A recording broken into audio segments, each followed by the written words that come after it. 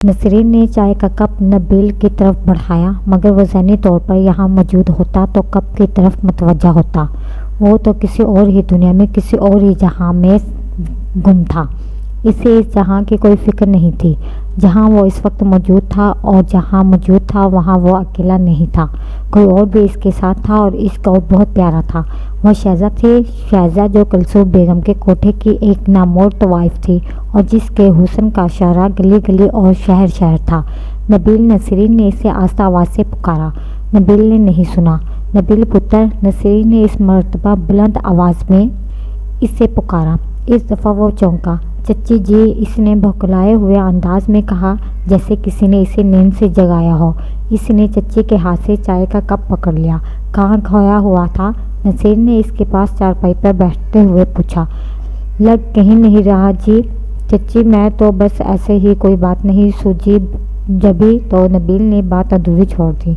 नसरीन इसके चेहरे के तासरात का बगौर जायज़ा ले रही थी। तहम्मुल से बोली, कोई मसला है? इस छोटे से सवाल में ममता भरी हुई थी। नहीं चच्ची, कोई मसला नहीं। नबील साफ मुकर गया। कोई मसला, कोई परेशानी है तो बता दो, हम तुम्हारे अपने हैं। नबील पुत्र, तुझे चंगा मशवरा ही देंगे। अगर तू अपनी तकलीफ़ मुझे माँ समझकर बताएगा तो मुझे अच्छा लगेगा, मुझे खुशी होएगी। नसरीन की आंखों में इसके लिए बेपनाह मोहब्बत के सितारे चमक रहे थे। नबील गहरी नज़रों से इसे देखने लगा। इसका अंदाज़ बता रहा था कि वो बहुत परेशान है, अजीब से मकमसे का शिकार है। नसरीन का शरीफ लहजा इसे दिल की बात उगलने पर असरार कर रहा था, मगर दिल था कि राज का राज दिल में रखने का मशवरा दे रहा था। इसे कुछ समझ नहीं आ रही थी कि सूरत हाल में किस तरह निपटे, दिल की माने या हलीम माँ का सहारा।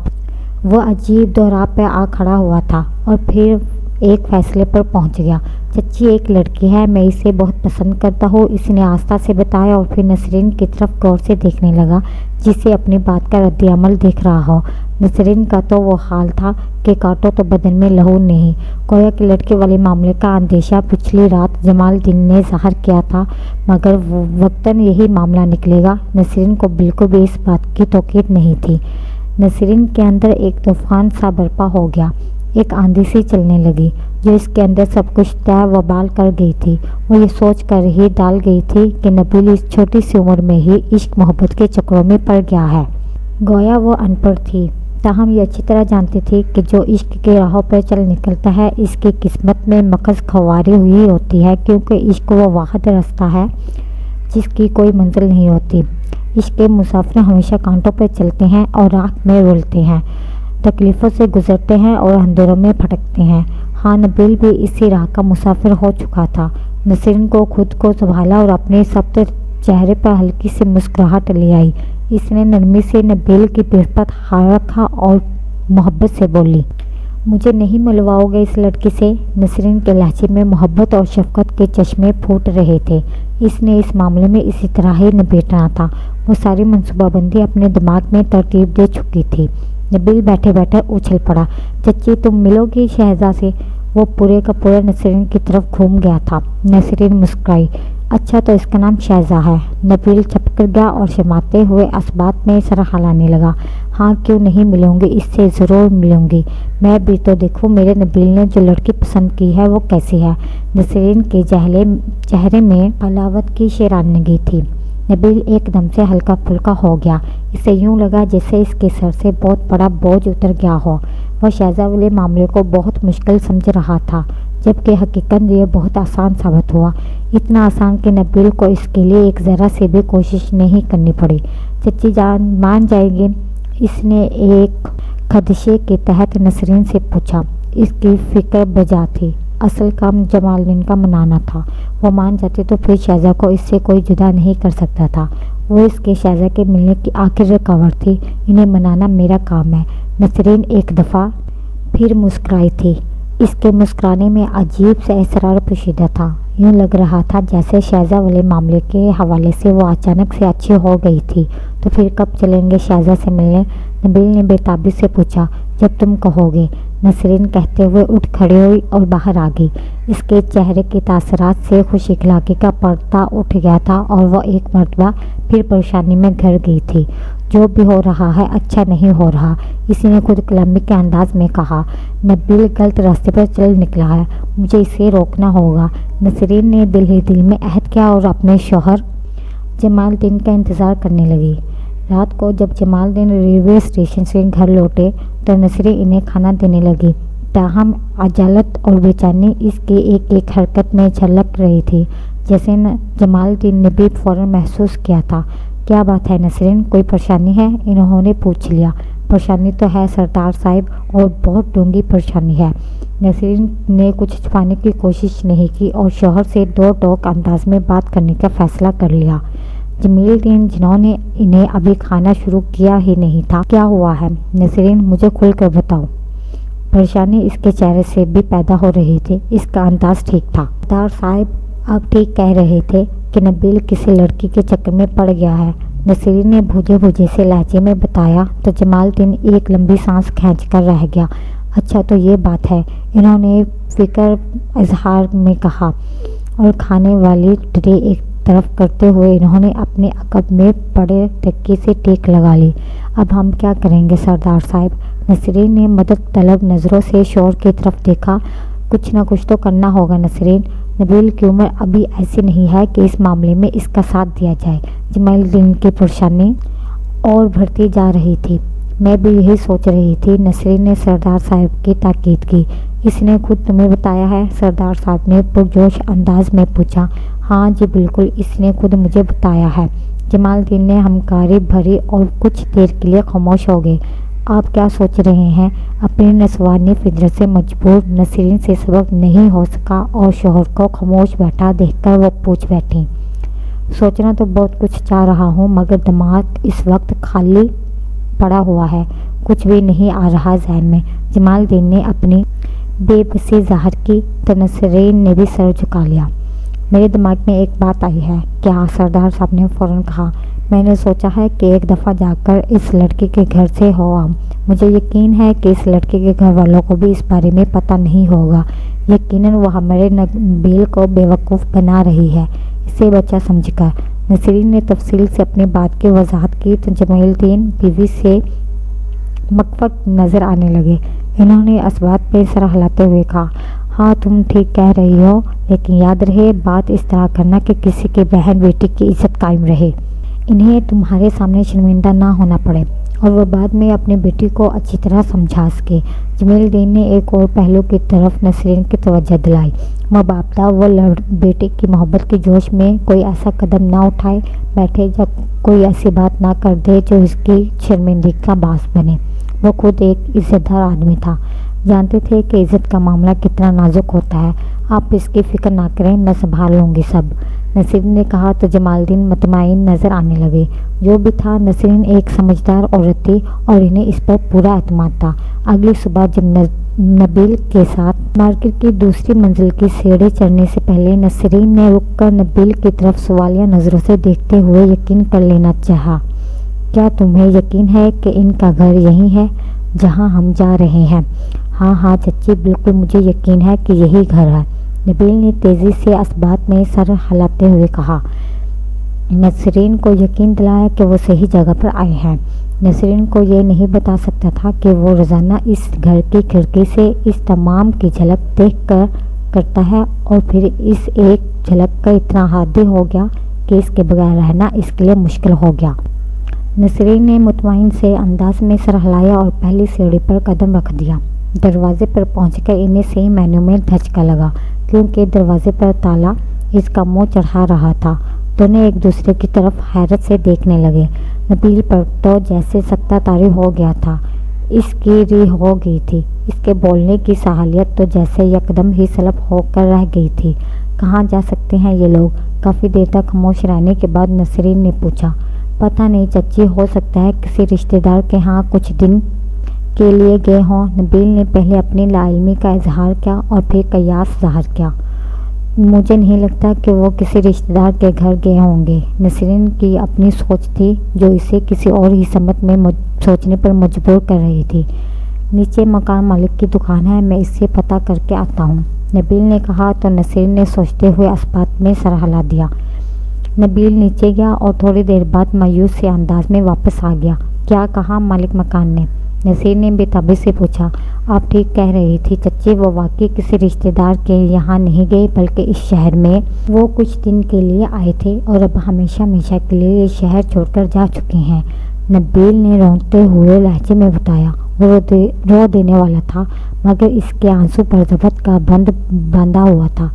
نصیر نے اسے ترحم آمیز نظروں سے دیکھا اور جانے کے لیے مڑی۔ نبیل وہاں کھڑے زخمی سے انداز میں دروازے کو دیکھنے لگا۔ اسے یہ تالا صرف اس دروازے پر ہی نہیں پڑا بلکہ اس کی خوشی اور مسکراہٹ پر بھی پڑ چکا تھا، کیونکہ جہاں وہ اس وقت کھڑا تھا یہاں سے آگے ویرانگیاں تھیں، اداسیاں تھیں، دکھ تھے اور تکلیفیں تھیں۔ اس کے عشق میں ملن کا جو باب تھا وہ ایک ہی ملاقات کے بعد بند ہو گیا تھا۔ آگے صرف اور صرف جدائی کے لمبے لمبے اسباق تھے اور آنسوں سے بھیگے ہوئے اوراق تھے۔ ہاں، آگے اذیت ناک رکھتے تھے، سناٹے تھے اور کربناک ساہیں تھی۔ وہ 2-3 سیڑھیاں اترنے کے بعد نسرین کو محسوس ہوا کہ نبیل اس کے ساتھ نہیں ہے، اور وہ واقعی اس کے ساتھ نہیں تھا۔ وہ ابھی تک وہاں بیٹھا تھا اور وہاں کھڑا رہتا اگر نسرین واپس اٹھ کر اسے کندھے سے نہ ہلاتی۔ چل بس کر نبیل، اب آ جا، نسرین نے رسان سے کہا اور ایک مرتبہ پھر سیڑھیاں اترنے لگی۔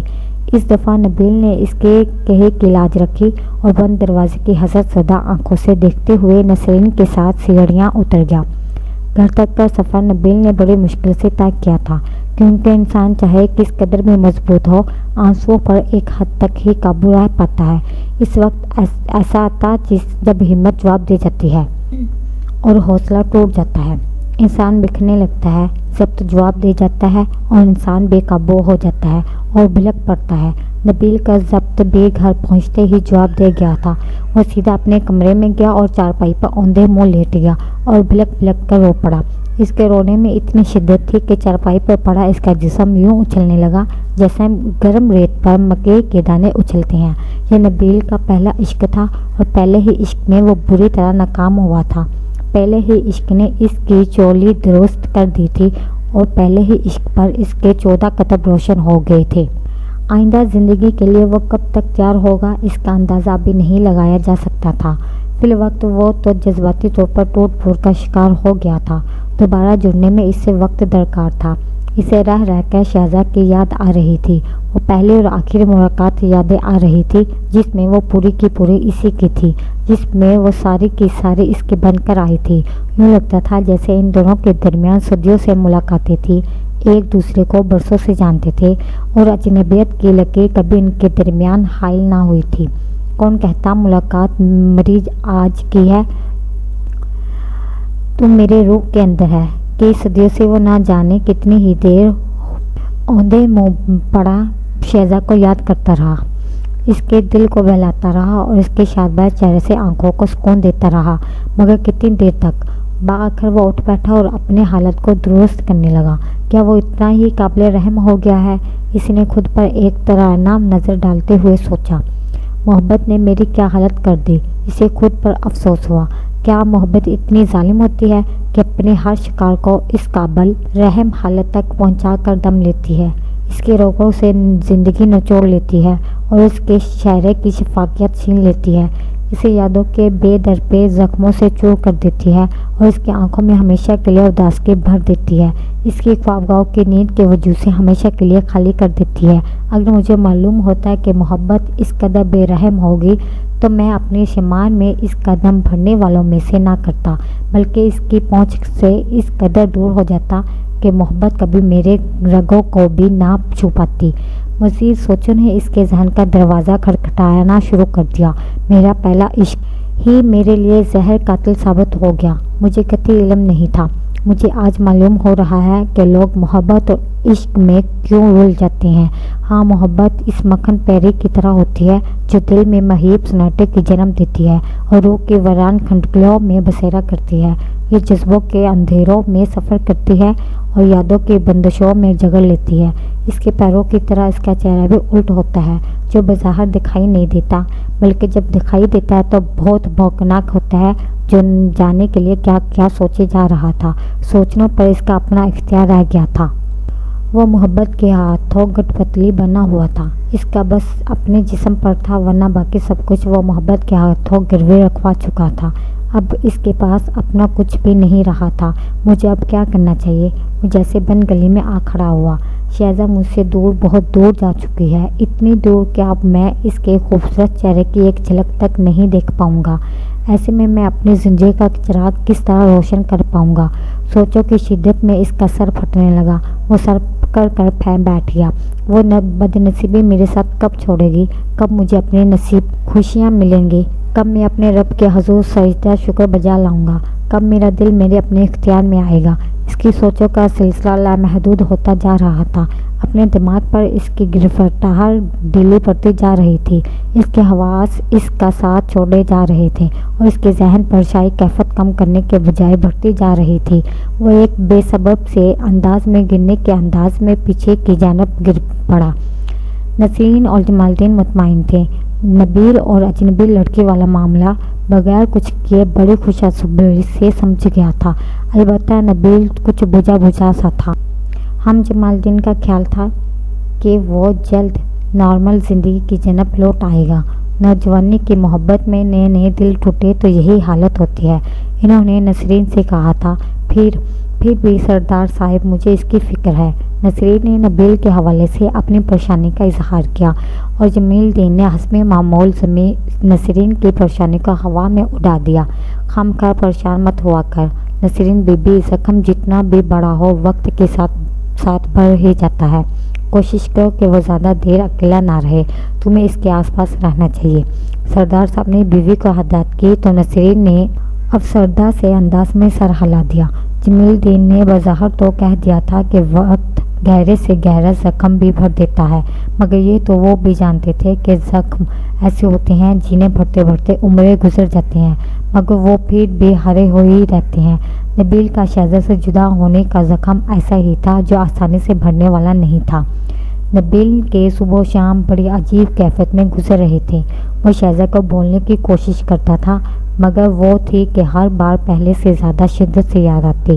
اس کی ہر یاد پہلی یاد سے زیادہ طاقتور تھی۔ اس کا گھر میں دل لگتا نہ، گھر سے باہر کوئی دل لگتا، اور نہ کوئی جگہ اس کے سکون کا سبب بنتی۔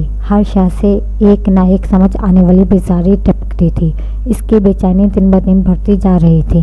بآخر اس نے فیصلہ کر لیا کہ وہ شہزہ کے پیچھے اس کے شہر جائے گا، مگر مشکل یہ تھی کہ وہ کون سے شہر گئی ہے یہاں سے معلوم نہیں تھا۔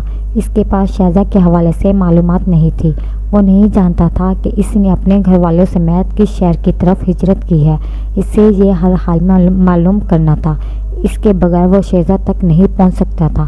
اچانک ایک خیال بجلی کے روندے کی طرح اس کے ذہن میں لپکا۔ جمال الدین آج چھٹی پر تھے اور ان کی غیر موجودگی میں ریلوے اسٹیشن پر معلومات لی جا سکتی تھی۔ وہ اس وقت ریلوے اسٹیشن کی جانب دوڑ پڑا۔ سائیکل اس نے گھر پر ہی رہنے دی، کیونکہ اگر سائیکل نکالنے گھر جاتا تو چچی کے 100 طرح کے سوالوں کا سامنا کرنا پڑتا، اور پھر وقت وہ چچی کے عجیب غریب سوالوں کے جواب دینے کے عادی نہیں تھا۔ وہ ریلوے اسٹیشن کی جانب بڑھتا جا رہا تھا۔ اسے یقین تھا کہ راستے میں کسی موٹر سائیکل سے اسے لفٹ ضرور مل جائے گی، اور ایسے ہی ہوا۔ ابھی اس نے ریلوے کالونی سے نکل کر تھوڑا ہی فاصلہ طے کیا تھا کہ اس کے پاس ایک موٹر سائیکل آ کر رکی۔ کہاں جا رہے ہو؟ موٹر سائیکل سوار نے پوچھا۔ ریلوے اسٹیشن، نبیل نے مختصر سا جواب دیا۔ آ جاؤ، بیٹھ جاؤ، میں بھی اسی طرف جا رہا ہوں۔ اس ہمدرد انسان نے پیچھے بیٹھنے کا اشارہ کیا تو وہ چھٹک سے موٹر سائیکل پر بیٹھ گیا۔ موٹر سائیکل سوار نے تھوڑی دیر میں ہی ریلوے اسٹیشن پہنچا دیا۔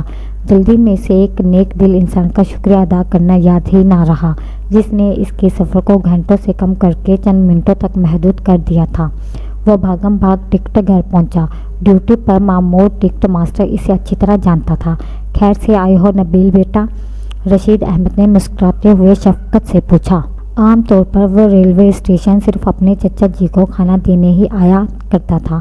آج خلاف توقید اسے ریلوے اسٹیشن پر دیکھ کر بڑے کنڈکٹر ماسٹر کو حیرت ہوئی تھی۔ چچا، مجھے چچا جی نے بھیجا ہے۔ نبیل نے جھوٹ بولا۔ بھائی جمیل دل نے بھیجا ہے تجھے؟ ٹکٹ ماسٹر کو حیرت مزید ہوئی۔ نبیل نے اس بات میں سر ہلایا۔ خیر ہے؟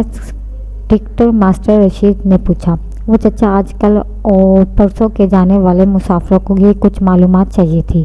نبیل نے کہا تو رشید احمد کو مزید حیرت نے آ گیا۔ اچھا، اس نے اندر آ جاؤ، اندر آ جاؤ۔ اس کے کہنے پر نبیل چیتے کسی تیزی کے ساتھ اندر آیا۔ رشید احمد نے ایک رجسٹر اس کے سامنے رکھا۔ دیکھ لو، اس پر 15 دنوں تک یہاں سے جانے والے مسافروں کا مکمل ریکارڈ ہے۔ نبیل رجسٹر لے کر ایک طرف بڑی کرسی پر بیٹھ گیا اور جلدی جلدی رجسٹر کے صفحہ پہ نظر دھڑانے لگا۔ رجسٹر پر مسافروں کے نام درج نہیں تھے، تاہم ان کی تعداد ضرور درج کی گئی تھی۔ نبیل کو زیادہ تردد نہیں تھا اور وہ جلدی ہی اس صفحے پر پہنچ گیا جہاں 4 مسافروں کی نشاندہی دی گئی تھی، 3 عورتیں اور 1 مرد۔ یہ شہزاد اور اس کے گھر والوں کے سوا کوئی نہیں ہو سکتا تھا۔ وہ لاہور جانے والی ٹرین پر بیٹھ گئے تھے۔ اس نے رجسٹر بند کر دیا اور رشید احمد کا شکر ادا کرتے ہوئے واپس گھر آ گیا۔ اسے لاہور جانا تھا اور بغیر کسی کو خبر کیے جانا تھا۔ ہاں، اسے شہزاد کے پیچھے جانا تھا۔ یہ ایک خطرناک کام تھا جو بطور سے سر انجام دینا تھا۔ اسے ایک لمحے کو یہ خیال گزرا کہ اس کے پیچھے اس کے چچا اور چچی کا کیا ہوگا۔ وہ اسے اس عمر میں کہاں ڈھونڈے پھریں گے، مگر اس سب کے اسے وقتی طور پر پریشان کیا تھا۔ شہزاد سے ملنے کی خواہش نے اس کے تفکرات کو چٹکیوں میں اڑا دیا تھا۔ پہلے عشق کی شدت ایسی ہی ہوتی ہے جس کے سامنے ہر جذبہ، ہر رشتہ اپنی اہمیت کھو بیٹھتا ہے۔ نبیل کے لیے بھی چچا اور چچی کی سالوں کی محبت پہ شہزاد کی چند دنوں کی محبت غالب آ گئی تھی۔ اگلے دن وہ خاموشی سے لاہور جانے والی ٹرین پر بیٹھ گیا۔ کچھ رقم اس کے پاس موجود تھی جس کے ذریعے وہ بآسانی لاہور پہنچا جا سکا تھا۔ ٹرین نے مقررہ وقت پر اسے لاہور اسٹیشن پر اتار دیا۔ وہ لاہور تو آ گیا، مگر لاہور آ کر وہ کس کے پاس جائے اور کہاں ٹھہرے یہ اس نے نہیں سوچا تھا۔ یہاں اس کا کوئی ایسا رشتہ دار بھی نہیں تھا جس کے پاس وہ کچھ دن کے لیے رک سکتا۔ اب اس حوالے سے سوچ ذہن میں آئی تو وہ فکر مند ہو گیا۔ جذبات میں آ کر اس نے ایک بڑا فیصلہ لے لیا تھا۔ اب اس فیصلے کے اثرات کیا نکلتے یہ دیکھنا باقی تھا۔ دوسری جانب نسرین اور جمال الدین ایک پریشانی سے نکلے تو دوسری پریشانی میں گھس گئے۔ صبح سے نبیل کا کچھ اتا پتہ نہیں تھا اور نہ ہی وہ کچھ بتا کر گیا تھا کہ کہاں جا رہا ہے۔ نسرین نے آس پاس سب جاننے والوں سے پوچھ لیا تھا، مگر اس کا کہیں پتہ نہ تھا۔ محلے کے 1-2 لڑکوں کو ہر اس جگہ بھیجا جہاں وہ جا سکتا تھا، مگر اس سے نہ ملا۔ جمیل الدین نے پوری ریلوے کالونی چھان ڈالی، لیکن اس کا کچھ پتہ نہیں چلا۔ نسرین اور جمال الدین کے حقیقی معنوں میں ہاتھ پاؤں پھول گئے تھے۔ نسرین تو باقاعدہ دھاڑے مار مار کے رو رہی تھی۔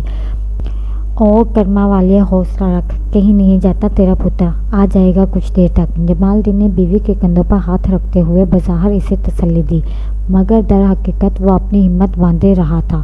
نسرین نے حوصلہ تو خیر کیا پکڑنا تھا، اس کے رونے میں مزید شدت آ گئی۔ کیسے حوصلہ کروں سردار صاحب، صبح سے شام ہونے کو آئی ہے، نبیل کا کچھ پتہ نہیں کہاں گیا ہے میرا بچہ۔ اس کے تو اس کالونی کے سے باہر کسی سے یاری دوستی بھی نہیں تھی۔ نسرین نیر بہا رہی تھی۔ وہ نہیں جانتی تھی کہ اس بار نبیل نے اس کے علم میں لائے بغیر کالونی سے باہر یاری لگائی ہے، اور ایسی لگائی ہے کہ اب اس پیاری کو نبھانے کے علاوہ نبیل کے پاس دوسرا راستہ نہیں بچا تھا۔ آپ جائیں، جا کر کہیں، پتہ کریں میرا پتر کا۔ نسرین کا رونا دھونا کسی طور پر کم نہیں ہو رہا تھا۔ جمیل الدین نے بے بسی سے اس کی طرف دیکھا اور باہر آ گیا۔ وہ نسرین کا رونا دھونا نہیں دیکھ سکتے تھے، پھر انہیں پرسکون ماحول میں رہ کر کچھ سوچنے بھی تھا جو ظاہر ہے نسرین کے ہوتے ہوئے میسر نہیں آ سکتا تھا۔ وہ آہستہ آہستہ چلتے ہوئے مختار کی دکان تک آ گیا۔ کیسے ہو مختار؟ قریب پہنچ کر انہوں نے سلام کیا۔ وعلیکم السلام سردار صاحب، بڑے دنوں بعد چکر لگایا، آج ہم غریب کی یاد کیسے آ گئی؟ مختار خوش دلی سے بولا۔ ہاں یار، بس کیا کریں، تمہیں تو پتہ ہے ہماری ڈیوٹی کا دن رات کا کچھ پتہ نہیں چلتا۔ ہم ریلوے والے تو گورنمنٹ کے کھوتے ہیں جو 24 گھنٹے ہنکا جاتا ہے ہمیں۔ سردار صاحب کسی اور پریشانی میں گھر سے نکلے تھے اور کسی اور فکر میں لت پت ہو گئے، وہ بھی ہر سرکاری ملازم کی طرح اپنے محکمے سے بیزار تھا۔ سردار صاحب آج کل نبیل نظر نہیں آ رہا، طبیعت تو ٹھیک ہے نا اس کی؟ مختار نے تو سرسری سے انداز میں پوچھا، تاہم جمیل الدین کے بکھلائے دینی تھے۔ ہاں، وہ 2-4 روز کے لیے اپنی خالہ کے یہاں خوشگوار گیا ہوا ہے، امتحان سے فارغ تھا، میں نے سوچا تھوڑے گھوم پھر آئے، گھر میں رہ کر بندہ اکتا جاتا ہے۔ جمیل الدین نے سنبھلتے ہوئے تعویل پیش کی۔ بالکل، بڑی اچھی بات ہے۔ بچوں کو سیر و تفریح کے لیے بھی موقع ملنے چاہیے، صرف پڑھائی ذہن کو خشک کر دیتی ہے۔ مختار دکاندار نے اپنا بیان کیا۔ ویسے ایک بات تو بتائیے سردار صاحب، مختار دکاندار نے چہرے پر الجھن کے اثرات لاتے ہوئے اپنے اندر کے تجسس سے مجبور ہو کر پوچھا۔ ہاں پوچھو مختار بھائی۔ جمال الدین نے مختار کو اجازت دے دی۔ یہ اپنا نبیل پچھلے دنوں 2-4 دفعہ سگریٹ خریدنے آیا تھا۔ اب تو سگریٹ نوش نہیں ہے، یہ تو میں اچھی طرح جانتا ہوں۔ کیا کوئی مہمان آیا ہوا ہے؟ یہ سوالیہ انداز میں سردار صاحب کی طرف دیکھنے لگا۔ سگریٹ کا سن کر جمال الدین کا حیرت کا اچھا خاصا جھٹکا لگا تھا۔ تو کیا نبیل سگریٹ نوشی بھی کرنے لگا تھا؟ عین موقع پر سوچ جمال الدین کے ذہن میں در آئی تھی۔ وہ مختار دکاندار کو جواب دینا فراموش کر بیٹھے تھے، پھر اچانک ہی انہیں یاد آیا کہ انہیں مختار کی بات کا جواب بھی دینا ہے، لہٰذا چوکتے ہوئے مخاطب کیا۔ ہاں ایک دوست آیا ہوا تھا، وہ سگریٹ کا رہسا تھا، اس لیے نبیل کو بھیجنا پڑا تمہاری دکان پر سگریٹ خریدنے کے لیے۔ جمال الدین نے بھتیجے کا دفاع کیا۔ وہ زیادہ دیر مختار کے پاس نہیں رکے اور واپس گھر کی طرف چل پڑے۔ نبیل سگریٹ پیتا تھا، یہ بات انہیں آج پتہ چلی تھی۔ آج پہلی بار انہیں یہ احساس بڑی شدت سے ہو رہا تھا کہ وہ نبیل کی پرورش کی ذمہ داری نبھانے میں کس حد تک ناکام رہے ہیں، کیونکہ ان سے کچھ اس نوعیت کی تخیل ہو گئی تھی جو انہیں ہونا چاہیے تھی۔ ایک سرپرست ہونے کی حیثیت سے انہیں اس غفلت کا مرتکب نہیں ہونا چاہیے تھا۔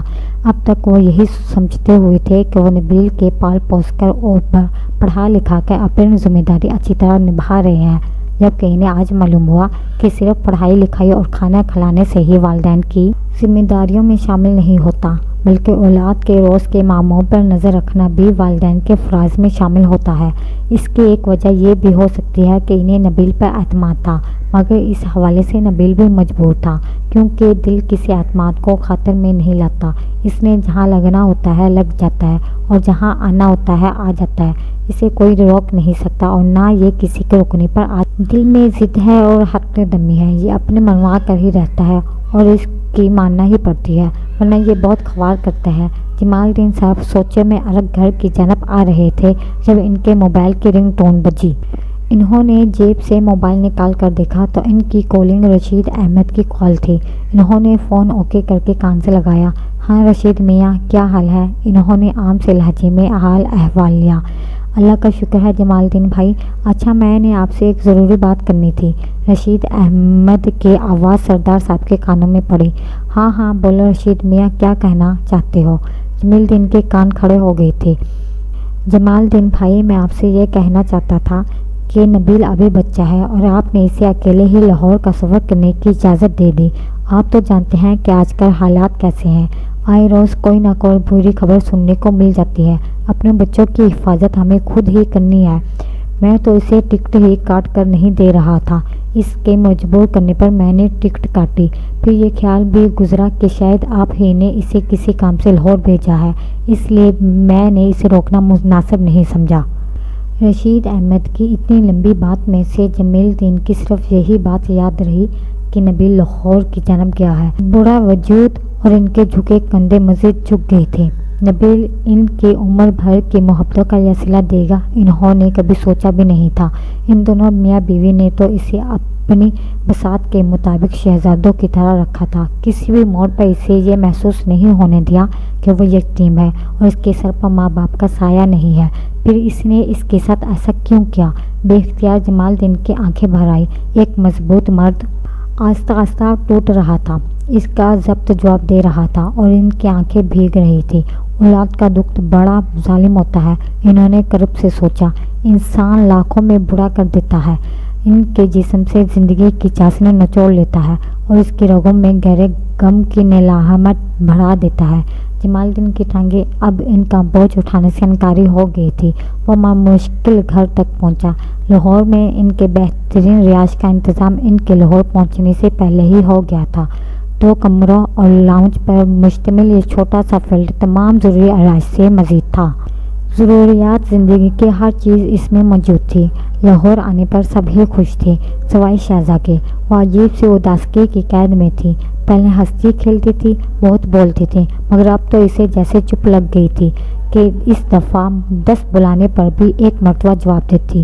ہر وقت کہیں کھوئی رہتی، پہلے والی شوخی اور اس میں مقعود نہیں رہی تھی۔ کوئی نہیں جانتا تھا کہ شہزہ کی یہ حالت کیوں ہوئی ہے، صرف اس کا دل چاہتا تھا، اور جو دل چاہتا تھا وہ اگر دنیا کو پتہ چل جاتا تو قیامت ہی آ جاتی۔ زندگی میں پہلی بار اس نے کسی سے محبت کی تھی۔ یہ اس کا پہلا عشق تھا، اور پہلے ہی مشکل نے اس کی حالت بگاڑ کر رکھ دی تھی۔ وہ سوچنے لگی کہ جو لوگ ایک سے زیادہ بار عشق کرتے ہیں وہ اتنا حوصلہ اور ہمت کہاں سے لاتے ہیں۔ اس کی تو پہلے ہی عشق پردیس ہو گئی تھی، وہ تو پہلی ہی بار میں ہار گئی تھی، خود سے بھی اور اس عشق سے بھی۔ وہ ڈھلتی ہوئی کھڑکی تک آئی۔ یہ پرانے لاہور کے قریب ایک گنجان آباد علاقہ تھا۔ کھڑکی کے باہر عقبی گلی میں اس وقت زیادہ لوگ نہیں تھے۔ بے اختیار اسے بہاول پور والے مکان کی کھڑکی یاد آ رہی تھی، اور جب کھڑکی یاد آئی تو کھڑکی کے نیچے کھڑا ہونے والا وہ معصوم سا لڑکا بھی یاد آیا جس نے اس مشہور معروف طوائف کا سکون اور چین لوٹ لیا تھا۔ وہ اس کے سامنے بے بس ہو گئی تھی، یہ جاننے کے باوجود کہ وہ نبیل کو کسی صورت حاصل نہیں کر پائے گی۔ وہ پھر بھی نبیل کو حاصل کرنا چاہتی تھی، خود کو اس کے سپرد کر دینا چاہتی تھی۔ وہ اس وقت کہاں ہوگا؟ وہ کھڑکی میں کھڑی سوچنے لگی۔ اس کے ہاتھ سینے پر باندھے تھے، کیا وہ ابھی مجھے دیکھنے کی خواہش میں گلی سے گزرتا ہوگا؟ سوچ کا گہرا اس کے وجود کے گرد تنگ ہونے لگا تھا، اور جب میں اسے نظر نہیں آؤں گی تو اس کا کیا رد عمل ہوگا؟ وہ کھڑکی طرف آئی، یقیناً مایوس واپس لوٹ گیا ہوگا، بہت دکھی بھی ہوگا۔ وہ ایک دم اداس سی ہو گئی۔ کتنا پیارا اور معصوم تھا، دل کرتا تھا کہ اپنے ہونٹ ہمیشہ کے لیے اس کے گال پر رکھ دوں۔ اپنی اس سوچ پر وہ ایک شرمیلے مسکراہٹ کے ساتھ مسکرا دی۔ یہ مسکراہٹ بڑی خالص اور کسی کاروباری مجبوری سے پاک تھی۔ یہ احساسات بڑے بچے تھے، اس میں کسی قسم کی ملاوٹ نہیں تھی۔ ان جذبات میں محبت تھی، عقیدت تھی اور احترام تھا۔ ہاں، محبت کا احترام ہوتا ہے جب یہ سچے دل سے کی جائے اور اس میں جسم کی بھوک شامل نہ ہو۔ اسے نبیل کی آنکھوں میں اپنے لیے عقیدت نظر آتی تھی، اس کی آنکھوں میں شہزہ کے لیے ہمیشہ احترام ہوتا تھا۔ اس کا دل چاہا کہ کاش اس کو پر لگ جائے اور وہ فوراً اڑ کر نبیل کے پاس پہنچ جائے اور پھر ساری عمر اس کی ملکیت میں ہی گزارے، خود کو اسے جدا کرے، نہ اسے خود سے الگ ہونے پر دے۔ شہزہ کی ساری زندگی گناہوں سے لدی ہوئی تھی۔ اس نے زندگی میں کبھی کوئی نیک کام نہیں کیا تھا، مگر پتہ نہیں کیوں جب سے اسے محبت ہوئی ہے اپنا وجود اسے معطر سا لگنے لگا تھا۔ اسے لگنے لگا تھا جیسے محبت کوئی نیک کام ہو جو اس نے سر انجام میں سرگردہ ہو گیا ہو، اور اب وہ بھی اچانک سے پاکیزہ ہو گئی تھی۔ یہ اس کا خیال تھا۔ لوگ اس کے بارے میں کیا سوچتے ہیں، شہزہ کو اس کی پرواہ نہیں تھی۔ انسان اپنی نظروں میں سرخو ہو جائے تو باقی لوگ بھی کسی نہ کسی طور پر سراہنے کے قابل سمجھ ہی لیتے ہیں۔ اسے کھڑکی میں کھڑی کافی دیر ہو گئی تھی، اب ویسے بھی شام ڈھلنے والی تھی اور اس عقبی گلی میں اندھیرا اترنے لگا تھا۔ وہ پلٹی اور ٹہلتے ہوئے کمرے سے باہر آ گئی۔ گھر میں غیر معمولی خاموشی کا راج تھا، عام طور پر ایسا نہیں ہوتا تھا۔ اسے یاد آیا کل کلثوم بیگم نے بیجے کے ساتھ کہیں جانا تھا، وہ بور ہو رہی تھی اور اسے کسی ساتھی کی تلاش تھی، لہٰذا وہ رحیلہ کی تلاش میں پورے گھر کی تلاشی لینے لگی۔ پورا گھر چھاننے کے بعد بھی وہ اس سے نہیں ملی تو اسے حیرانگی ہوئی، کیونکہ ایسا کوئی پروگرام نہیں تھا کہ رحیلہ بھی کلثوم بیگم اور بیجے کے ساتھ جاتی۔ یقیناً وہ اس گھر میں تھی۔ کہاں تھی یہ شہزہ کو معلوم کرنا تھا۔ کہاں جا سکتی ہے، اس نے سوچا۔ پھر اچانک اسے چھت کا خیال آیا۔ وہ کچھ سوچتی ہوئی سیڑھیاں چڑھنے لگی۔ اس کا خیال تھا کہ رحیلہ شاید اسے چھت پر مل جائے، اور اس کا خیال درست ثابت ہوا۔ رحیلہ چھت پر ہی تھی۔ تم یہاں کھڑی ہو، میں تمہیں پورے گھر میں ڈھونڈتی پھر رہی ہوں، شہزہ نے اس کے پاس آتے ہوئے کہا تو رحیلہ پھیکی سے ہنسی۔ گھر ہے کتنا آپا؟ 4 گز کا تو گھر ہے ہمارا۔ رحیلہ کے لہجے میں ایسا کچھ تھا جو شہزہ کو چونکا گیا۔ اس نے رحیلہ کے بازو سے پکڑ کر اس کا رخ اپنی طرف کیا۔ کیا بات ہے رحیلہ، کوئی مسئلہ ہے؟ شہزہ کے نیچے میں فکرمندی تھی۔ مسئلہ کیا ہوتا ہے آپا، زندگی بذات خود ایک بہت بڑا مسئلہ ہے، اور ہم جیسوں کے لیے تو زندگی ہی سب سے بڑا مسئلہ ہے۔ رحیلہ کا اپنا ضبط پر رہنا گیا اور وہ پھوٹ پھوٹ کر رو دی۔ شیرینا نے بے اختیار سے اسے اپنے گلے سے لگا لیا۔ ہوا کیا ہے رحیلہ، کچھ بتاؤ تو صحیح، مجھے بھی تو پتہ چلے کہ آخر ہوا کیا ہے۔ شہزا کی پیشانی پر فکر مندی کے اثرات ابھر آئے تھے۔ وہ جلد رحیلہ کے یوں بلک بلک کر رونے کی وجہ جاننا چاہتی تھی۔ اپا، میں اس گندگی میں نہیں اثر چاہتی جس میں صرف جسم بھی گندا نہیں بلکہ روح بھی غلاظت سے اٹھ جاتی ہے۔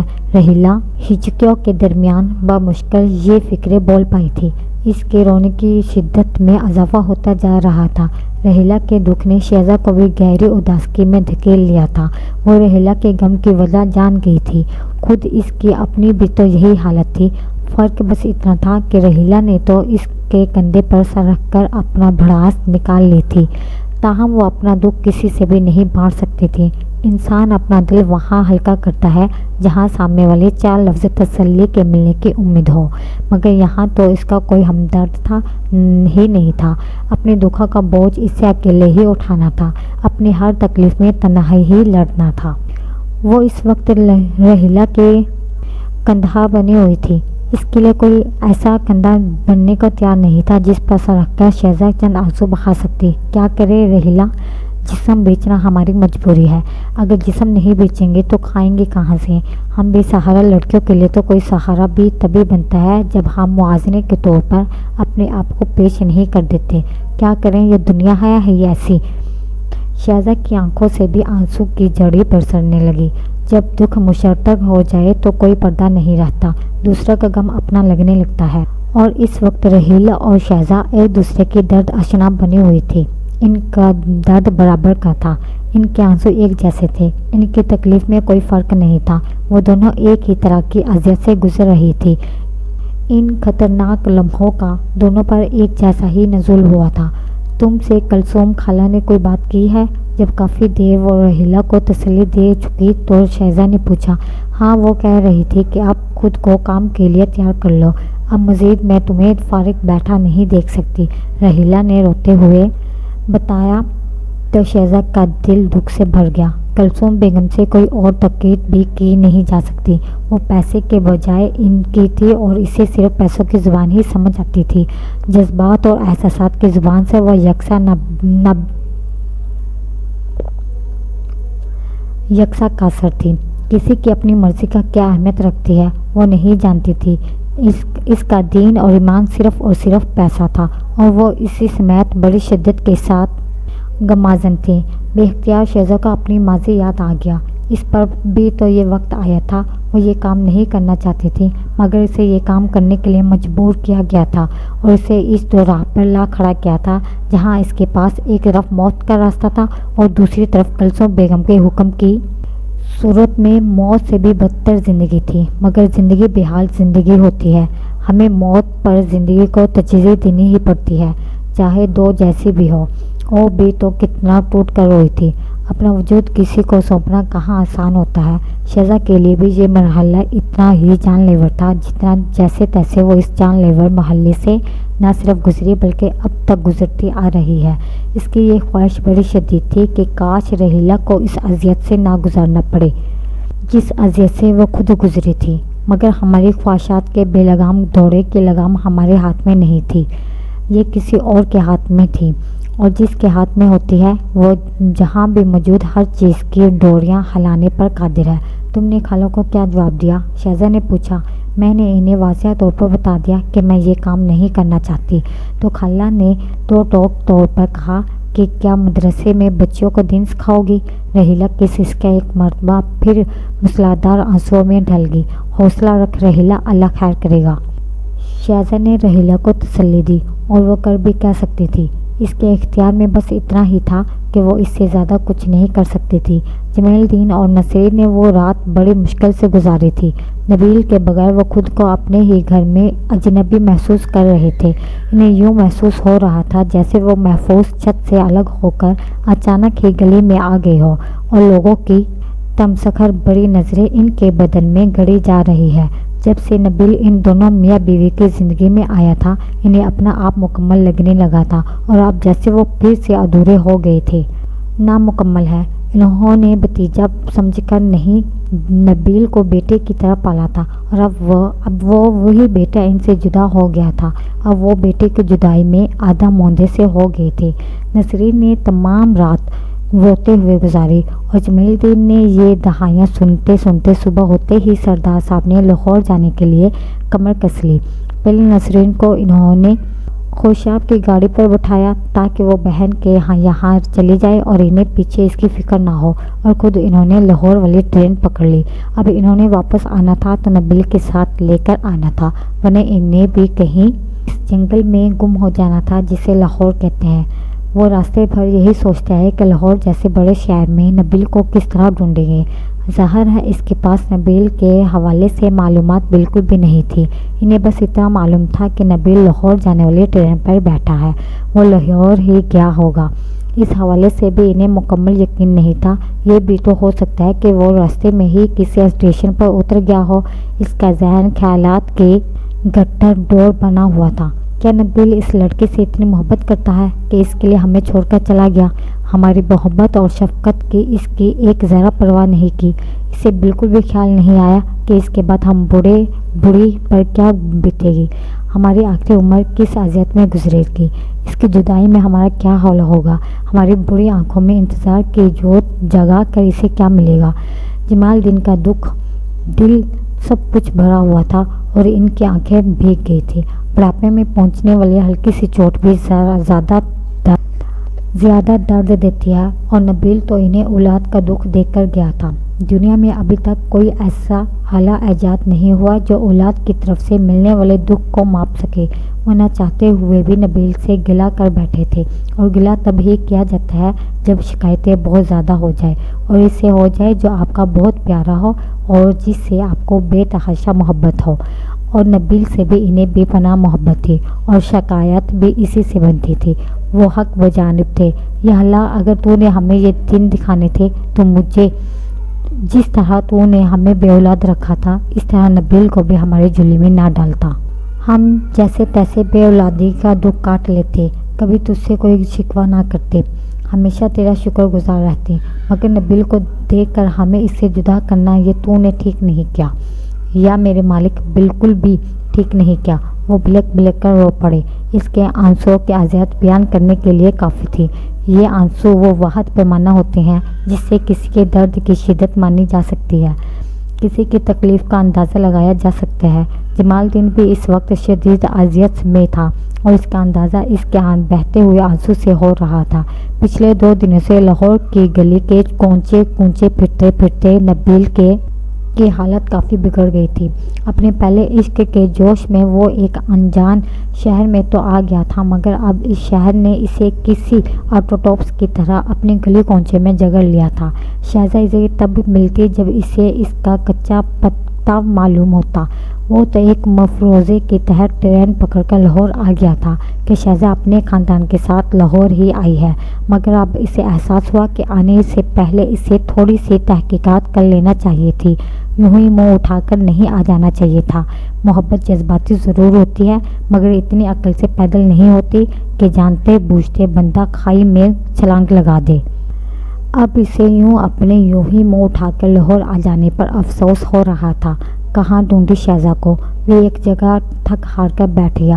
اس کی حالت رو دینے والی تھی، بس آنسو نکلنے کے یکساں رہ گئے تھے۔ کیا وہ کبھی مجھے ملے گی؟ ایک اور سوچ نے جیسے اس کی اذیت میں اضافہ کیا۔ وہ روح تک حائل ہوا۔ جدائی کس قدر کربناک ہوتی ہے یہ اب اسے معلوم ہوا۔ ہم محبت تو کر لیتے ہیں، مگر یہ نہیں سوچتے کہ اکثر محبتوں کا اختتام جدائی پر ہی ہوتا ہے۔ محبت کبھی بھی پھولوں کی سیج نہیں رہی، ہمیشہ کانٹوں کا بھرا راستہ ہی رہے۔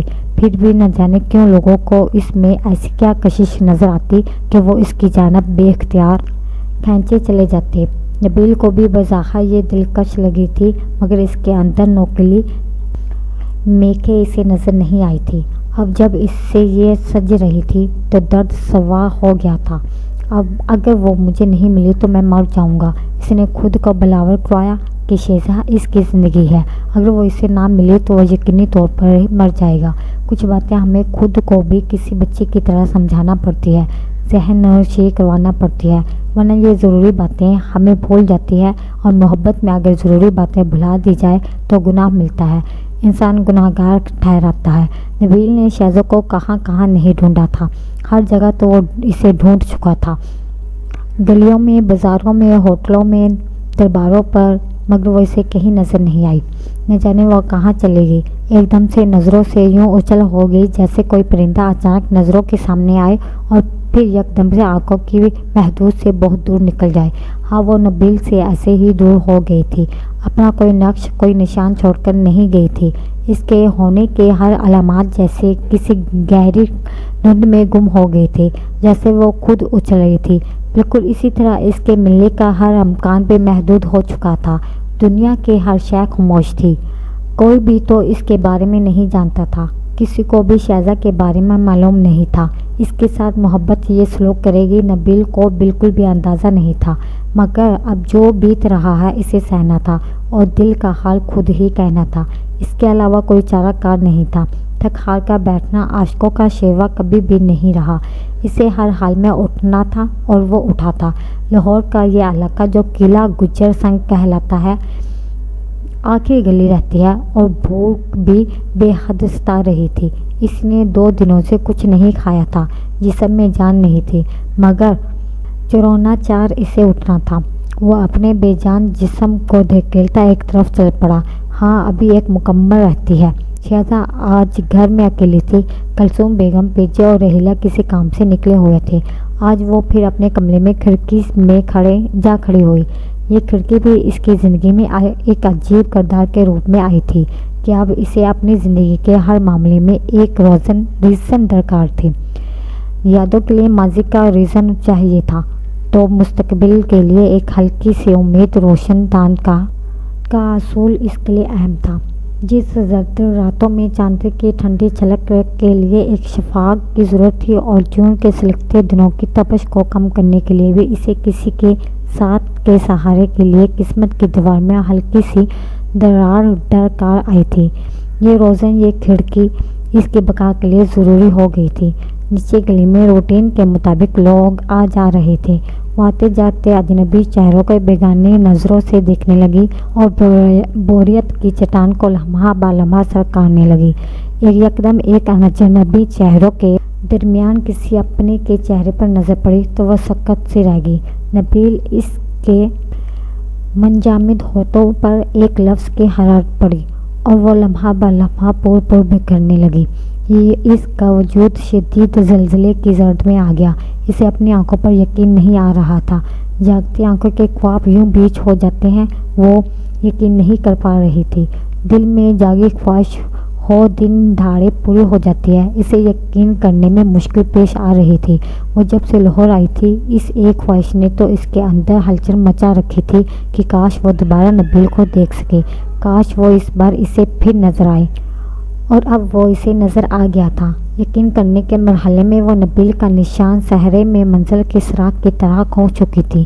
اس نے پوری طرح جھک کر گلی میں جھونکا، نبیل اسے کہیں نظر نہیں آیا۔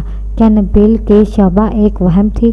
اس کا یقین متزلزل ہوا، اس کا اعتماد ڈگمگایا۔ نہیں، میری نظریں دھوکہ نہیں کھا سکتی، اور نبیل کے حوالے سے تو بالکل بھی نہیں، وہ یقیناً نبیل ہی تھا۔ شہزاد نے یقین کی گرتی دیوار کو تھام لیا۔ اگر وہ نبیل نہ ہوا تو اس کے اندر بھی جیسے ایک کلثوم بیگم آ بیٹھی تھی، جو اس کے اور نبیل کے ملنے میں رکاوٹ بن رہی تھی۔ اس سے پہلے کہ دیر ہو جائے، مجھے نبیل کو ڈھونڈنا ہوگا۔ وہ جلدی سے مڑی اور ایک طرف دیوار میں لٹکی کنڈی سے چادر اتارتے ہوئے تیزی سے کمرے سے نکلی اور باہر آ گئی۔ نبیل اسے پچھلی گلی میں نظر آیا تھا، وہ یقیناً کہیں آس پاس ہی تھا۔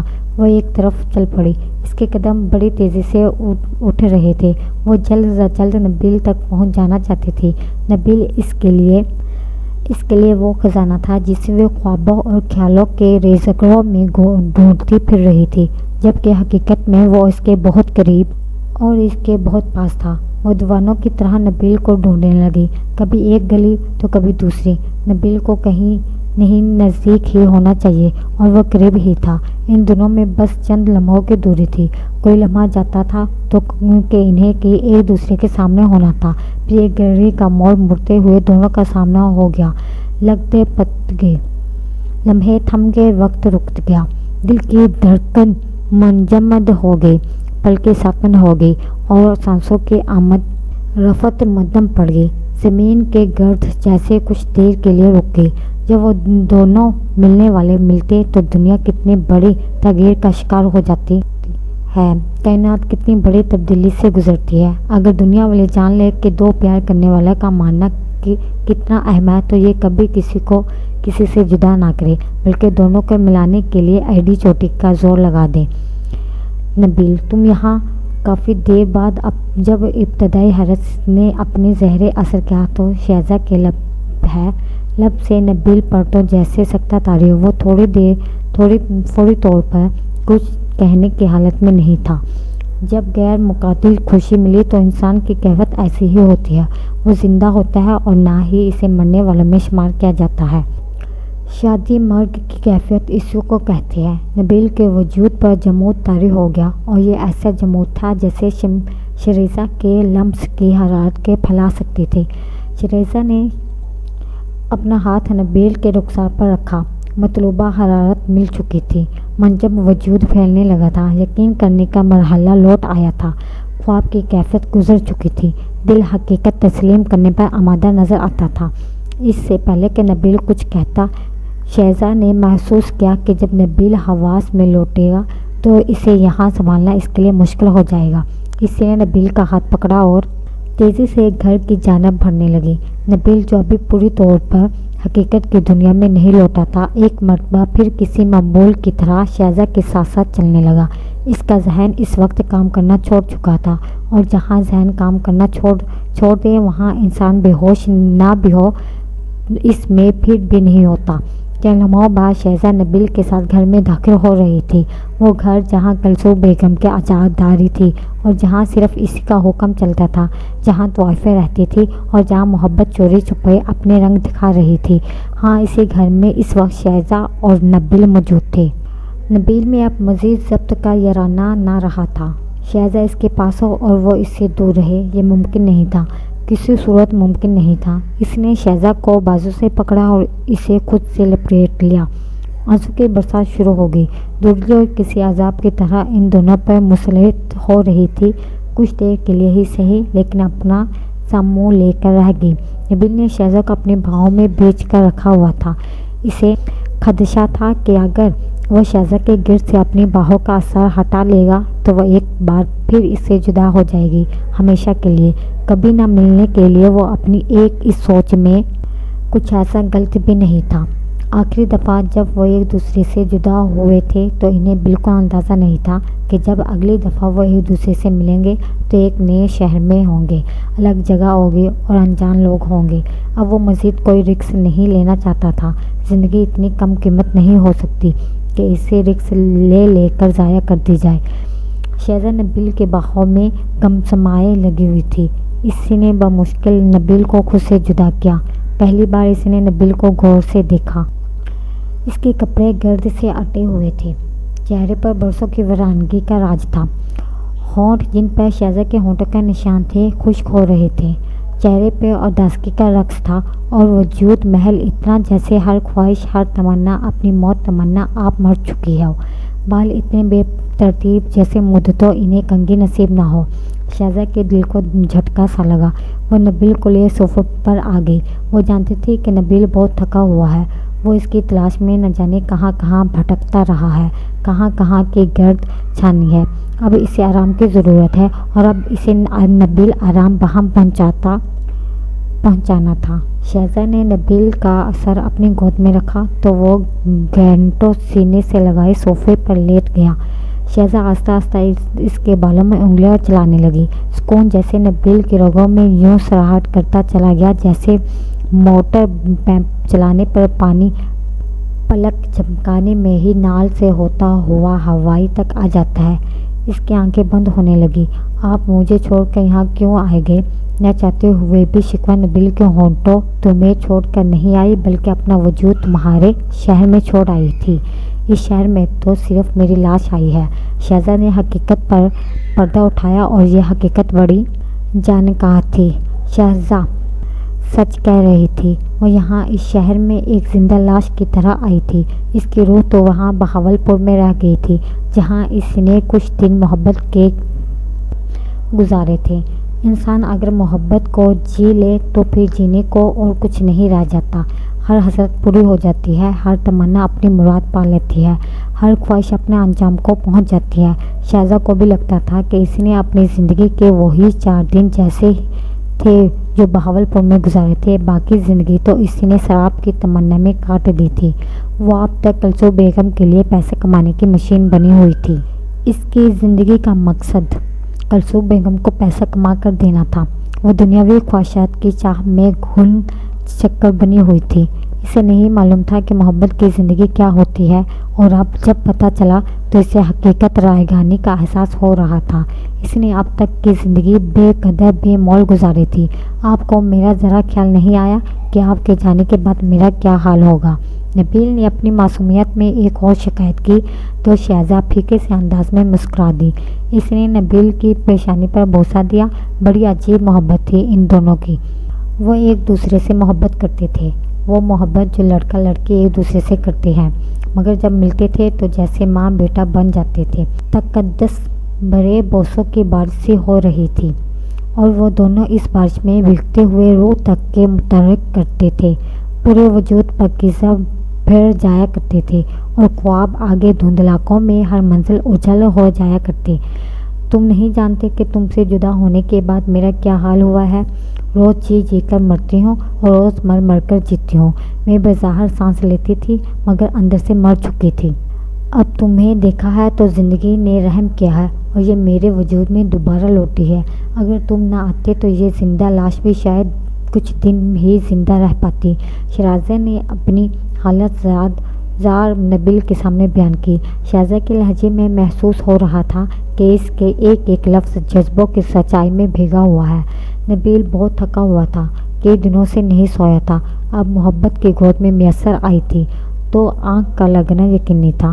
شہزادہ کو بولتے ہوئے احساس ہوا کہ نبیل سو گیا ہے۔ اس نے احتیاط سے اس کا سر اپنی گود سے اٹھایا اور صوفے پر اس طرح رکھ دیا کہ وہ جاگ نہ جائے۔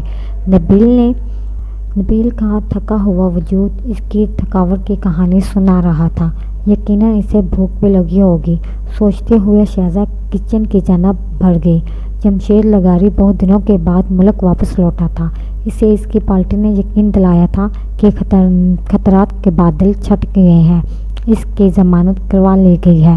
اگر وہ ملک واپس آنا چاہے تو آ سکتا ہے، اور پھر جمشید لغاری نے واپس آنے میں دیر نہیں لگائی تھی۔ ایک دن اپنی بیوی بچوں میں گزارنے کے بعد اس نے کلثوم بیگم کو فون کیا تھا، میری امانت لائی ہو یا اس کے بغیر ہی آ گئی ہو؟ جمشید لغاری نے میری انگیز انداز میں پوچھا تو کلثوم بیگم حسب عادت بچ جانے والے انداز میں مسکرائی۔ لغاری صاحب، آپ کا دیا کھاتی ہوں۔ اب اگر آپ کی امانت میں خیانت کروں گی تو مجھے سا حرام خور پورے جہاں میں کوئی نہ ہو۔ باتوں میں کلثوم بیگم سے کوئی نہیں جیت سکتا تھا۔ اگلے بندے کو شیشے میں اتارنا اسے خوب آتا تھا۔ بھی تو یہ ہے کہ یہی اس کا کام تھا۔ شہزادہ تک کوئی بعد میں پہنچتا تھا۔ پہلے وہ کلثوم بیگم کی باتوں کی بدولت اپنی بھاری جیب خالی کر چکا ہوتا۔ یہ کلثوم بیگم کے کوٹے کا دستور تھا۔ لوگ شہزادہ کے بجائے کلثوم بیگم کو پیسے کی سلامی دیتے تھے، اور اس سلامی کے بغیر شہزادہ تک پہنچانا ناممکن تھا۔ کلثوم بیگم، تمہاری یہی باتیں تو ہمیں کسی اور طرف دیکھنے نہیں دیتی، ورنہ تم جانتے ہو ہمارے اسلامی جمہوریہ پاکستان میں کوٹھوں کی کمی نہیں، بس پیسے آپ کی جیب میں ہونے چاہیے۔ بات تو اختتام پر جمشید لغاری نے ایک بہودہ کہکہ لگایا، اور کلثوم بیگم نے بھی اس کہکے میں اس کا بھرپور ساتھ دیا۔ میں پاکستان آ گیا ہوں، جمشید لغاری نے جیسے کلثوم بیگم کو اطلاع دی تھی۔ کیا کلثوم بیگم کے ہاتھ سے موبائل گرتے گرتے بچا۔ لغاری صاحب، آپ اس وقت لاہور میں ہیں؟ کلثوم بیگم کو اپنی سماعتوں پر جیسے یقین نہیں آیا تھا۔ ہاں کلثوم بیگم، تم نے صحیح سنا ہے، میں لاہور میں ہی ہوں اور شام کو تمہاری طرف چکر لگاؤں گا۔ جمشید لغاری نے ایک لمحے کا توقف کیا اور پھر پہلے سے زیادہ سنجیدہ لہجے میں گویا ہوا، اور ایک بات اچھی طرح ذہن میں بٹھا لو، چائے پانی پوچھنے میں میرا وقت ضائع نہ کرنا، مجھے تم سے صرف شہزاد چاہیے، اس نے سراہتے ہوئے لہجے میں کہا تو دوسری جانب موجود رقیہ بیگم دہلک گئی۔ اس نے غصے والے انداز میں کہا، جی جی لغاری صاحب، پہلے بھی آپ کو مایوس کیا ہے، جو اس دفعہ کروں گی۔ آپ بے فکر ہو کر آئیں، میں رحیلہ اور بچے کو لے کر کچھ دنوں کے لیے کہیں دور چلی جاؤں گی، اس گھر میں بہت دور جو آپ نے ہمیں لاہور میں عنایت کر رکھا ہے۔ کلثوم بیگم نے میٹھے لہجے میں کہا، اس کے لفظوں میں جیسے شیر کی گھلی ہوئی تھی۔ یقینا سمجھدار والی بات، اب اس بات پر عمل بھی کرنا، شام کو جب میں آؤں تو مجھے شہزاد کے علاوہ گھر میں کوئی اور نظر نہ آئے۔ جمشید لغاری نے آخری ہدایت کرتے ہوئے فون بند کر دیا۔ جمشید لغاری نہیں جانتا تھا کہ اس دفعہ اسے اور طرح کی صورتحال کا سامنا کرنا پڑے گا، ایسی صورتحال جس کے متعلق اس نے کبھی سوچا بھی نہیں تھا۔ کلثوم بیگم نے ٹھیک ٹھاک ویسے ہی کیا جیسے اس نے جمشید لغاری سے اس کے کہا تھا، یا پھر ویسے جیسے کہنے کی جمشید لغاری نے اس سے توقید رکھا تھا۔ اس نے پیجو اور رحیلہ کو پہلے ہی اعتماد میں لے لیا تھا۔ شہزاد کو اس نے اپنی منصوبہ بندی سے مکمل طور پر بے خبر کر رکھا تھا۔ کلثوم بیگم بعد میں اس کے سامنے کوئی عذر گٹھی لاتی، گویا کہ لغاری والا معاملہ شہزاد سے چھپا ہوا نہیں تھا، بلکہ خود اس نے لغاری کی راتوں اپنی غربت سے رنگین کی تھی۔ شاید لغاری اس معاملے کو اس لیے بھی پوشیدہ رکھنا چاہتا تھا کیونکہ آج کل خفیہ ایمرجنسیاں اس کے پیچھے ہاتھ دھو کر پڑی ہوئی تھیں۔ جمشید لغاری کا چھوٹا سا اسکینڈل بھی اخباروں کا شہ سرخی بننا سکتا تھا، اور لغاری ایسا ہرگز نہیں چاہتا تھا۔ شام کو جب وہ اپنی گاڑی میں بیٹھنے لگا تو شہزاد کے تصور سے اس کے چہرے پر خود بخود مسکراہٹ آ گئی۔ وہ ایسے ہی تھی، جو بھی اس کے قرب میں چند لمحے گزارتا اسی کا ہو کر رہ جاتا، پھر وہ کسی اور کے ہونے کا قابل نہیں رہتا تھا، نہ شہزاد کے وجود کی خوشبو سے اس قابل چھوڑتی تھی کہ وہ اس کے علاوہ کسی اور کی طرف دیکھے۔ اس وقت جمشید لغاری کے ساتھ اس کے 3-4 خاص گارڈ تھے۔ اپنے ساتھ سیکورٹی رکھے اسے مناسب نہیں لگا تھا کہ اس طرح وہ نظروں میں آ سکتا ہے، اور قانون نافذ کرنے والے ادارے تو آج کل ویسے بھی اس کی بو سونگھتے پھر رہے ہیں۔ جمشید لغاری نے جب گھر میں قدم رکھا تو اسے حیرت کا شدید جھٹکا لگا۔ سامنے صوفے پر ایک نوعمر سا لڑکا اپنے ارد گرد سے بے نیاز بے خبر سو رہا تھا۔ لغاری کو اسے دیکھ کر اسے اچھی خاصی حیرانگی ہوئی تھی، یہ کون ہے؟ سوچتے ہوئے جمشید لغاری نے گھر کے اندر قدم رکھا۔ ان کا رشتہ دار تو نہیں ہو سکتا یہ لڑکا؟ جمشید لغاری کے ذہن میں جیسے اٹک سا گیا تھا۔ پھر کون ہو سکتا ہے؟ اس کا ذہن بس نبیل میں ہی الجھ کر رہ گیا تھا۔ خیر جو بھی ہے ابھی پتہ چل جائے گا۔ وہ اس مفلوک کائنات لڑکے کے ساتھ اہمیت نہیں دینا چاہتا تھا، اور زیادہ اہمیت دینا بنتا بھی نہیں تھا۔ آخر وہ وزیر تھا، اور جس کے بارے میں وہ سوچ رہا تھا وہ ایک فقیر تھا۔ ہاں، محبت کرنے والے فقیر ہی ہوتے ہیں، وہ درویش صفت ہوتے ہیں، جس حال میں بھی ہو اللہ کا شکر ادا کرتے ہیں، امارت کو سر پر سوار نہیں کرتے، بلکہ اکثر کو امارت کو بھی ترک کر دیتے ہیں، مگر محبت چھوڑنا گوارا نہیں کرتے۔ محبت میں امیری سوٹ نہیں کرتی، بلکہ غریبی دل کو بھاتی ہے۔ عین اس وقت جب شہزاد نبیل کے لیے کھانا لے کر کچن سے نکلی، جمشید لغاری ٹھیک اسی وقت بے خبر سوئے نبیل کے پاس پہنچا۔ جمشید لغاری کو سامنے دیکھ کر شہزاد کے حواس ساتھ چھوڑ گئے، اور اس کے ہاتھ سے کھانے کی ٹرے چھوٹ گئی۔ پختہ فرش اور ٹرے کا تصادم زور زدہ تھا۔ اس قدر شور بلند ہوا کہ جمشید لغاری نے یکدم آواز کی جانب دیکھا، اور نبیل بھی اٹھ بیٹھا۔ کون ہے یہ؟ جمشید لغاری نے نبیل کی طرف اشارہ کرتے ہوئے پوچھا۔ شہزاد نے پوچھا۔ وہ لغاری صاحب، اس نے زیادہ شہزاد سے نہیں بولا گیا۔ خوف کے مارے اس کی زبان گنگنا گئی اور آنکھیں شدید حیرت سے پھوٹنے کو آ گئی۔ میں پوچھ رہا ہوں کون ہے یہ؟ اس بار جمشید لغاری دھاڑا اور تیز قدموں سے چلتے ہوئے شہزاد کے سر پر آ کر کھڑا ہو گیا۔ اس سے پہلے کہ شہزاد کوئی جواب دیتی، جمشید لغاری کو اپنے عقب سے ایک بے ناک سی آواز سنائی دی، اور کس قدر بے خوف آواز تھی۔ میں نبیل ہوں، اور میں شہزاد جی سے محبت کرتا ہوں۔ بس یہی 2 جملے فرعون نما اس وزیر کو بھڑکا گئے۔ کاش ہمارے ملک میں کوئی وزیر غصے میں نہ بھڑکے، ورنہ وزیر کا غصہ 3-4 غریب خاندانوں کا خون پینے سے پہلے ختم نہیں ہوتا۔ اب بھی یہی ہوں۔ جمشید لغاری نے اپنے डब से पिस्तौल निकाला और एक ही लम्हे में 3-4 दफ़ा घोड़ा दबा दिया। नबील के वजूद को 3-4 झटके लगे और आखिरी झटके के साथ ही वो नीचे गिर गया। जमशेद लगारी का जिस्म गुस्से की शिद्दत से अभी तक कांप रहा था। कोई मेरे सामने शहज़ाद का नाम ले और मैं बर्दाश्त कर जाऊं, ये कैसे मुमकिन है? इसके पिस्तौल के साथ साथ लगारी के कान में भी धुआं निकल रहा था। शहज़ाद का वजूद ऐसे सकते में चला गया था। आन की आन में क्या हो गया वो समझने से कासर थी। जब इसका सिक्का टूटा तो वो दौड़कर नबील के पास जाने लगी, मगर जमशेद लगारी ने इसकी कलाई पकड़कर इससे रोक लिया। साथ ही इसने अपने गार्ड को इशारा किया कि गार्ड्स ने फुर्ती दिखाई और चंद ही लम्हों में नबील के बेजान वजूद को यूं इस घर से गायब कर दिया जैसे वो भी इस दुनिया में था ही नहीं। नबील का पहला इश्क इसकी जान लेकर मिला था।